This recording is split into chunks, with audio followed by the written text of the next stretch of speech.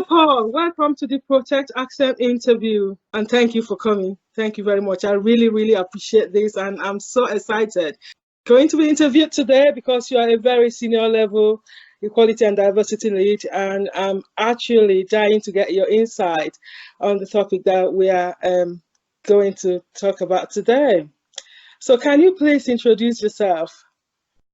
I can. Thank you, Goody. So my name is Paul Deemer. I'm the Head of Diversity and Inclusion at NHS Employers, and I'm very pleased to be involved in this piece of work. It's something that you and I, Goody, have discussed over a couple of years, actually, and I know it's something you're very passionate about. So I'm really pleased that it's starting to come to fruition, and very welcome to share my thoughts. Right. Thank you very much, Paul. So the topic we are going to be discussing today is exploring solution to the issue of accentism in the workplace. I want to engage you to see if we can explore possible solutions to the issue of accentism that employees experience in the workplace. But the first question will be, what is accentism? In your own words, what will you call accentism, that is accent-focused bias? How would you describe that? That's a really interesting question, actually, and I hadn't properly thought about that. But I think for me, it's accentism is a classic example of what is sort of commonly now being called unconscious bias, because we know from the study and the research around unconscious bias that people make assumptions and draw stereotypes almost immediately. So within seconds of meeting somebody, whether it's somebody that you know or somebody that's new to you, you immediately make assumptions about them. And I think that accentism is just one aspect of that. So you immediately make assumptions when you about somebody's visual appearance as soon as you see them. And then immediately when they speak, again, you know, that's the point at which you again make assumptions. So I think it's an aspect of unconscious bias, I would call it. Right, thank you. In my mind, accentism, it extends beyond unconscious bias, because for something to be unconscious, you need to just do it once. And after that, you know what you're doing. But accentism is sort of sustained. People experience this day in, day out, and it affects career progression. It affects the whole of the recruitment process. So it's a deep, deep issue, which is why I'm trying to extricate it from that deep hole of unconscious bias. I'm trying to bring this forward so that people can actually focus on it and find solutions to it, because in all honesty, there are real people suffering seriously as a result of accentism.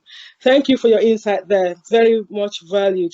So what way do you think that we can establish accent-based discrimination in the workplace? Is it really an issue? And if that is the case, how can we establish that? Okay, well, I think the first thing is always awareness. Yeah, so it's about getting people to recognize and acknowledge that they do stereotype and they do make assumptions from people's accents. Because I think a lot of people naturally would say, well, no, I don't do that. Yeah, I treat everybody the same. You know, I don't care what your accent is. I'm going to speak to you normally. But of course, we know that's not the truth. That's not reality. So I think the first thing to do is to raise awareness around that.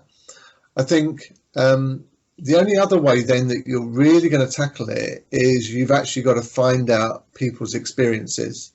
So you've got to understand, as you were just saying, Goody, yeah, what are people's lived experiences of accentism? So how do people feel discriminated against? How do they feel disadvantaged purely because of the way that they speak and the accent that they use? So The only way you're going to be able to measure that and monitor that is actually to ask them the question. So, and we know that because of the way that we do research at the moment. So, for example, you'll know about the NHS staff survey, Goody. Yeah. And there are questions in the NHS staff survey which ask whether or not staff feel as though they've been discriminated against. Yeah. But the questions then go further because they ask people then to categorise how they've been discriminated against. So is it on the basis of sexual orientation? Is it on the basis of gender? Is it on the basis of ethnicity? And so we've got data that tells us that a certain percentage of people feel discriminated against because of, sexual orientation discrimination. So unless you include accentism in that, unless you ask that question and you include it as a category, you're not going to know. So we need to ask the question. Yeah, thank you for that. That is actually very interesting because I'm hoping we'll come up with a survey question that we can disseminate to all employers, not just the NHS, to every workplace that we can actually get into, just to get a feel of what accentism is like, or the lived experience of accentism in the workplace. So I'm going to ask you the final question, Paul. Thank you so much for your time. So in what ways can HR mitigate say we've carried out the interview and we are able to establish that accentism actually really is an issue in the workplace? In what ways can you, from on top of your head right now, do you think that HR can mitigate the effect of accentism, so much so as to influence positive workplace culture change in terms of equality and diversity for people that speak with accents? Yeah. So I think there's, again, a couple of things. So again, awareness and education. So, so for example, if you're doing a training program around diversity, you might include an example around accentism. You might make reference to it, for example, in your induction processes, and make people, again, aware of it. I think as well that then the critical thing is to take it seriously.